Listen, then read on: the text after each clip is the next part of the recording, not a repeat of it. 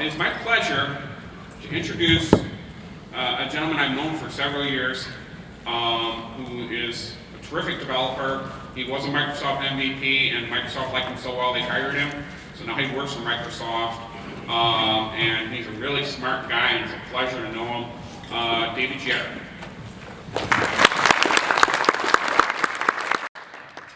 I'm just sad because the guy with the hardest name to spell and pronounce is the one without a name tag. That kind of sucks. All right, let me get my slides up here because while I'm doing that, I just say that this is really a thrill for me to come back to Detroit. I live in Chicago now since I moved there for a job, and but I spent half my life here in Southeast Michigan, high school, college, and went to graduate school here in the city of Detroit. So it's a thrill for me to come back here.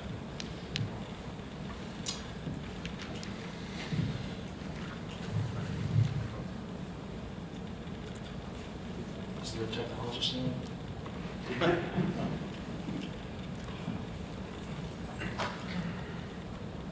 So, there I was. Many years ago, I was living in Cincinnati, Ohio at this time. I was working for a small consulting company. I was speaking at a local user group, the Visual Basic user group in town there. Taught a class every once in a while. Things were going pretty well. I was starting to get to know the local developers in the area. It was kind of harder to do those days. The internet wasn't really a thing back then. It was harder to learn things. You actually had to buy books and read them, or buy magazines if you wanted to find out how to do some algorithm or learn some new language. But I made do. It worked. Until I moved here. For reasons beyond my control, suddenly I found myself in Michigan. And even though I had gone to school here, I had changed careers since. I didn't know any software developers in the entire state of Michigan. And that was hard. And I also had a job. I was working for this big company called Avanade, and they had me traveling all the time, 100% every Monday mornings on a plane. So it was really difficult for me to meet anybody and find out anybody to ask questions about or to learn from. And then I met Josh. I actually was speaking at the Microsoft office in Southfield for my company, and Josh was in the audience. He came afterward. He said, "Hey, I like your talk. I'm organizing this thing. It's called the Day of .NET. Would you like to speak there?" I said, "Oh, yeah, that sounds good. It's on a Saturday. I can do it. I'll be home." He also told me about something called a code match, which I didn't go to, and now I regret it. It's been crazy since then. And I went, and I started going to other local events in the area. Those days, Microsoft used to sponsor lots and lots of events. And I'd always see Josh there. And it became apparent to me that he was a guy that just was connected with everybody. He seemed to know everybody in the software community. And that's why later on, when I got tired of traveling, I really wanted to stay home and spend time with my kids. First person I called was Josh. I said, "Hey, I'm looking to find a job closer to home. Can you help me out? Can you give me a job? Can you point me to somebody that's hiring? Can you give me just maybe some words of encouragement?" And it's like, maybe I can do all three. Let's see. I remember when he gave me a couple of leads, but it really came to a head one night. It was the night that the Xbox 360 was launched. And he invited me, at that time he had actually gone to work for Microsoft. And he invited me to this launch party where, I don't know if you've been to one of those parties where you just plug in a bunch of Xboxes and everybody plays with each other, and there's multiplayer games, and they put it up on the big screens. And it was really kind of cool. I'm not a gamer, but I brought my son, he was about 4th, 5th grade at the time. He played while I just showed up, and Josh introduced me to a couple people. I actually had job interviews during this Xbox launch party. It was pretty cool. And I remember as we were leaving, we were in the elevator, when suddenly Josh turned to me and he said, "Oh, David Giard." And he turned to his left and said, "Brian Prince. David's looking for work, and I think he'd be perfect for your company." And I reached out my hand and I said, "Hello, Brian." I said, "Hello, David." And then the elevator doors opened, and Brian went one way and I went the other way. And that was the shortest job interview I ever had in my life. The next day, Brian's company, they were called Quick. They rolled back at it quick. And the next day, somebody from his company called me and started recruiting me. They offered me a job. This was a new experience for me. I thought jobs were found by sending out resumes and answering ads. and going to interviews, and maybe getting called back, and maybe eventually getting an offer. These guys had never met me, and they were willing to offer me a job. They were willing to pay for me. This was crazy. I told them what to think about it. They were in Columbus, Ohio. They were based in Columbus. The work was in Detroit, but the job was in Columbus. And there was Brian right there. He has orange hair sometimes. But I had never heard of them, so I called up. I lived in Cincinnati for a while, so I knew a few people in Ohio, and I called up the guys in Ohio that I knew that were connected with other people. I called up my friend Barry, who I used to work with, and I said, "What do you know about Brian Prince and this company, Quick?" He said, "Oh, I just did a project with them in Cleveland. They're awesome. I can't say enough nice things about them." That's a direct quote. "I cannot say enough nice things about them." Well, that's pretty. I respect Barry. That's pretty strong evidence. I called James. James and I used to work together in Cincinnati, and he was one of those guys, just knew everybody. And I said, "Have you heard of these guys, Quick?" And he said, "Oh yeah, I co-authored a book with Jim." and he's a great guy. He's a really sharp guy. And so I took the job. So just like Brian took Josh's recommendation, I took their recommendation. I went to work there. I learned a ton of stuff. I learned a ton of stuff. It was the first time I ever did any Agile programming at all. It was about 10 years ago. I never heard the word Agile in that context before. And I learned about this passion that company had for the software community. Everybody there was really engaged in local user groups. The president of the Columbus user group, .NET user group, worked for Quick. There were speakers at code camps, and there were Day of .NETs were popping up all over the Midwest. Everybody was speaking there, and that became infectious to me. I started first going to these conferences, and then initially I started speaking at these conferences. It was really a life-changing experience. I only worked there for a year, and then the company got sold, and I ended up going somewhere else. But during that year, it really affected the way that I saw, the way I interacted with the developer community. And then I started going to the Great Lakes area .NET user group, which this was, I don't know, 7, 8 years ago I started going there. Eventually I became the secretary of the group and the vice president and finally the president of the group. And when I became the president of the group, I remember I sat down with Jennifer. Jennifer, she called me up. She said, "Hey, I'm elected president, and I want to help you make this group better." And we had a long conversation, because the group had been going along for years. It was successful, but it plateaued. We had about 35 people every month. We had no money. There was no sponsors, so we didn't have pizza for users. So we talked about ideas that we could do to make this group better. And then afterwards, after I hung up with her, I scheduled a meeting with a coffee shop with some of the other newly elected officers. And we sat down, we brainstormed, how are we going to make this better? And we did. We made it amazing.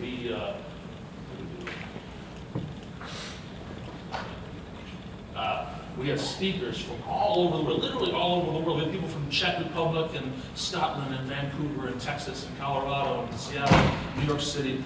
Really the leaders in the .NET community were coming to Detroit to speak at our user group. We got sponsors to articulate what they were going to get. We got a lot of money coming in. We were able to buy really good food. We became famous for our food. In fact, now the group brags that we haven't served pizza in like 4 years in this group. We always have Chinese food or chicken or shawarma or something like that. So it's always a non-user group, typically user food.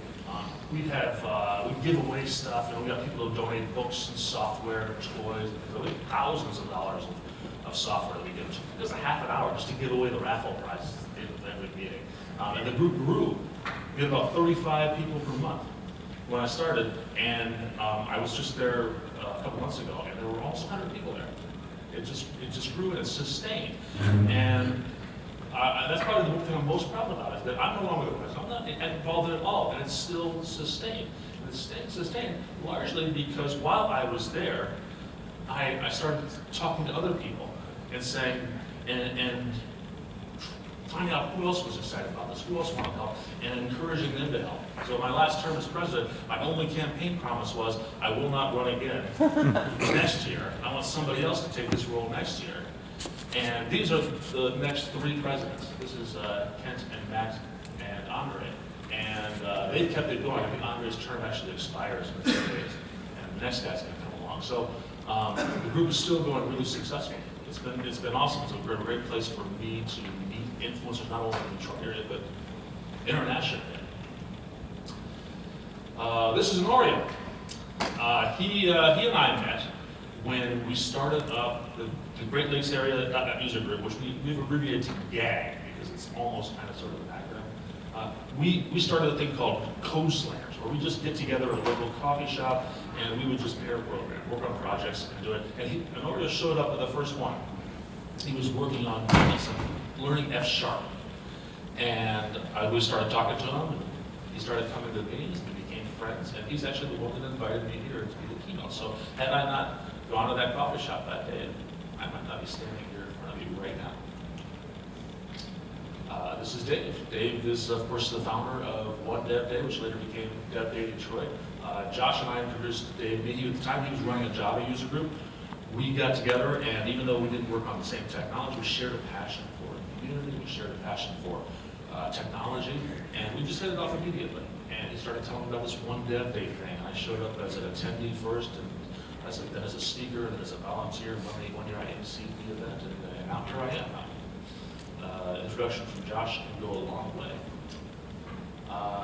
This is Bill. I have a story about Bill. He's in here. Bill lives in Ohio, and one day I was on Twitter.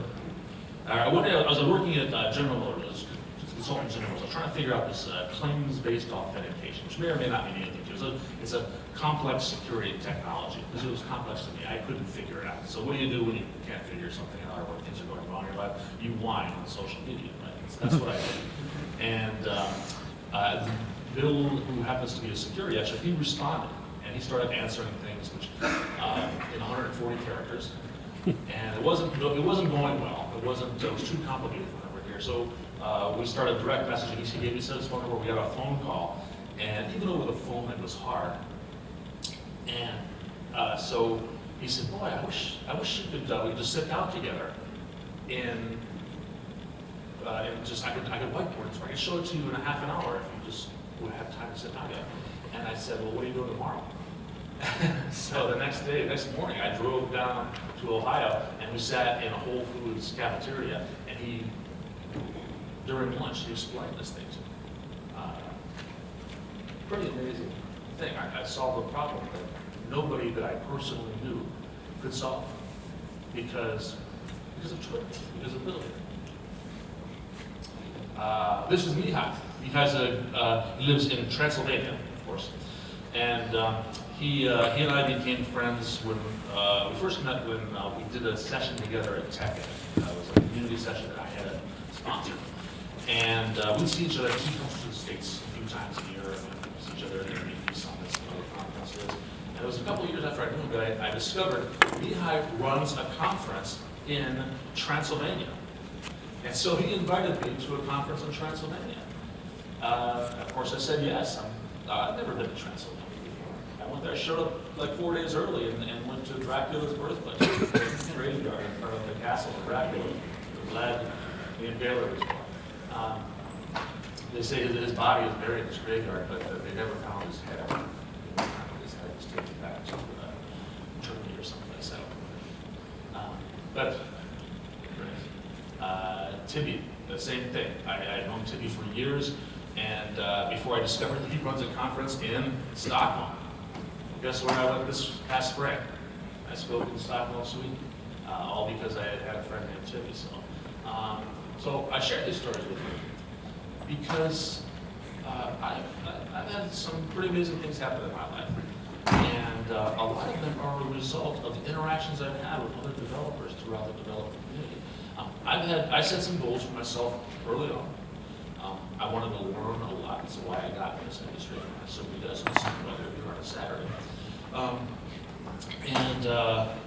I wanted to get my name. I wanted to become more well known in the software industry. And I wanted to, once I discovered GAG, I wanted to grow that. I had goals. I had a lot of goals.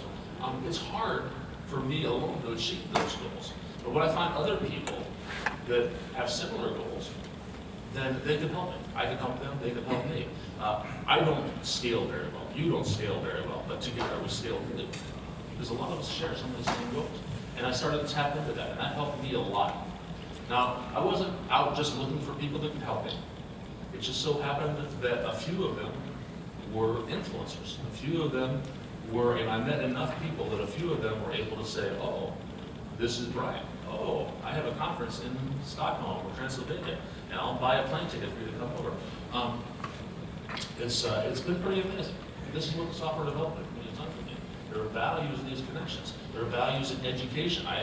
Because I've met a lot of people through the community, now I don't have to know everything. I just have to know where to find everything. And the internet only goes so far with that. If I have a security question, I say, oh, this is a guy in Ohio I can talk to. If I have a CRM question or a collaboration question or an Azure cloud big data question, I have people that I know that I can call, I can talk to, or I can refer others to. That's a huge advantage for me professionally. I've had mentors in the software development community. Many of them you've seen already that have helped me through this. I've tried to be a mentor to others. A lot of the people you see that I've shown pictures of already, they've done things for me that I will never pay back. And I'm okay with that. I accept that. And I believe that they accept it as well. However, what I try to do is I try to pay it forward. I try to mentor others. I try to inspire them. I'm hopeful that somebody in this room will be inspired and we will learn something from my talk this afternoon. It'll help them to do better at their job. And then maybe they'll go to somebody else, and so on and so on. Maybe it'll get back to Josh or to BI or something like that. It's pretty exciting. Now, don't get me wrong, networking isn't enough. But neither is just doing your job well, or showing up at 9 and leaving at 5. It's a combination of the two. You build up your qualifications, and then you meet other people. Programming is it's kind of an isolated experience. We do it, even if you're pair programming, it's still just two people there. It's not a social activity, and sometimes it's nice to get out and view other people. All right, so I bring this up because everybody has a journey. That was my journey to where I am today. I've got a really great job right now, and a lot of it is because of the software community that I've been involved in. But you all have a journey as well. You're on your way right now. You all have goals. Maybe some of the same as mine. One of my goals is to learn a lot. I strive to learn something brand new every single day. Community can help with that. Learning, the people you meet here today, they all have different experiences from you. So not just in the sessions are you going to be learning from, but from each other you can learn a lot. You can find experts in the room. There's probably something there's certainly somebody at your table who knows something about some subject more than you do. It's a great way to find new career opportunities. The best time to look for a job is when? Yes, when you're not looking for a job. Right? Establish that network beforehand. And that happened to me. I met people. I have this job today largely because of my relationships with Jennifer and Josh and Brian. They had this job before me. I wasn't looking for that job at the time that I started. I built that relationship. When I met them and I got to know them, I thought, wow, you guys have a really cool job. You know what my title is? Technical Evangelist. How much does that cost? Freaking technical evangelist. Social interaction. Sometimes it's a hard thing for software developers. It is a very lonely thing to write software. And if you have a software development community, people to share with ideas with people that share a passion for technology, like I think most of us do, that's a great thing to do. That's a great thing to interact with. And don't increasing your reputation. I do a lot of public speaking. I got started in public speaking through the user groups and through the local code camps, through events like this, and it's grown quite a bit. And I think it's created an illusion that I'm a lot smarter than I am. It's just us, right? But it's been a lot of fun. People know my name more because I stand up on stage and I talk about stuff. And then through the user group, I just got a real thrill out of helping other people. Bringing in experts to talk to them, connecting people together. For me, that's like crack. That's what gets me in my world. is helping other people. If this is part of your journey, the software community can help you with that as well. Don't discount this, having fun. There's a lot of fun in being involved in an organization like a user group. There's a lot of fun in getting to events like this. For me, events like this are like a family reunion. There's a lot of people here that I only see a couple times a year. And last night actually I was in St. Louis. There was a St. Louis Day of that, and there are people there that I only see once a year. It's far enough away. Just an amazing experience. If that's the kind of thing that you like, software development. I keep using the word community. I haven't really defined it. Of course, community is a lot of things. It could be family, it could be classmates, it could actually be college, but it can be your neighborhood, your office. But I'm talking about technical communities, and that is conferences like this one, code camps, conferences run by the big conferences run by volunteers, conferences that are run by volunteers, because that's I think where the real passion is. That's where real accessibility is. User groups, this is Gang, a couple of years ago, was Jennifer speaking at there, that give camps are a great opportunity. There's a couple of them every year in Michigan, where the organizers find a bunch of charities that need some kind of software work done for them. They get a new website, they get a new database, and software developers and designers and architects and project managers, they come, they lock themselves in the room for 48 hours, and they build stuff for charity, for free. It's just a great opportunity to do something good in the community, to learn something, to meet other people, and have fun. I love Give Camps. I love what they're still going on in Michigan. Social media is, I would consider that part of the software development community. The development community isn't a geographic community. It is spread out across people with common interests and with common passion for technology and for the community itself. I don't want to overstate this because I personally believe that relationships happen in real life, meeting face to face. But if between the times that I can get to St. Louis and meet people, I can still keep that relationship alive through Twitter, through Facebook, through whatever. What are the kids using now? Woohoo. But it's not easy. If you're starting it right now. You're already here giving up your Saturday to come to this community run event. But there's time. It takes time to get involved in user groups. It takes time to get to go to conferences. If you want to do speaking, it takes time to prepare. And of course, we all have pressures on our time. We have families. We have our day job. We have our lawns to mow and so on. But start small. Find a monthly user group to go to. Check it out. See if it's worth your time, because it's an investment. That time is an investment in yourself. It's an investment in your career. And then, I don't know if you know this, but some technical people are not as socially awesome as you and I are.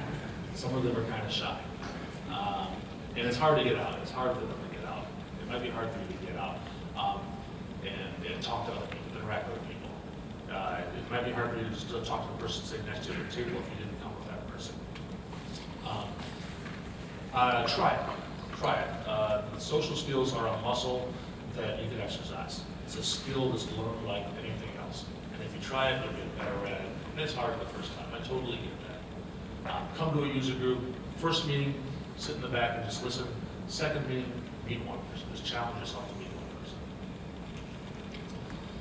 Some people don't want to look stupid. They don't want to go, stand in front of a stage because they're afraid that people will realize that they don't know what they're talking about. This isn't a problem for me because I actually really enjoy being the dumbest guy in the room. I seek out rooms where that is true. For me, the opposite is true. I want to go to rooms where there's a lot of smart people where I can learn. So one of my big goals is to learn as much as I possibly can before I leave this planet. All right, so this is what I want to leave you with, is what you can take away from this. If you're not involved in the local user group, find out where they are. A good place to start is meetup.com. A lot of user groups are on there. Not everyone is on there, so go to your favorite search engine and search for user groups in the local area. There are really strong community user groups here in Southeast Michigan. And they cover a wide range of technology. I'm more familiar with the .NET side of things, the Java groups, really strong JavaScript user group is out here. Attend code camps like this one. There's a variety of coming up. Find out where they are, the local guys here. And connect with their peers. I would challenge you to do that today. Probably most of you came with one or two people or people from work. Don't just hang out with them. Sit with lunch with somebody, meet somebody, find out what they're doing. Connect, grab a business card. Follow them on Twitter. And become involved, volunteer at your local user group, speak at your local user group. The group that I used to run offers 10-minute lightning talks. You don't have to have any experience at all, and 10 minutes is short enough that it's low pressure for the speaker, and if you don't do well your first time, which is likely, everything we do the first time we probably aren't going to be great at, that's okay. You've only spent 10 minutes of the audience's time, and maybe they'll learn something from you, and maybe you'll catch a bug and you'll want to speak at something like this. That's my presentation. Before I go, I do want to give a shout out to my friend and colleague Bill Fink. He is also a technical evangelist on my team, but he's very sick. He has stage 4 cancer, and his presentation today is dedicated to him. If you keep him and his family very much appreciated. Some of the thoughts that I've said today, I put in the blog post. There's a tiny URL for it. Community to go in. You can also follow. I'll put it on Twitter as well. In fact, I'll put a link to the slide deck on Twitter. You can just follow that. And some of the photos here, most of the photos of the slide deck I actually took myself. You can find them at that tiny URL as well.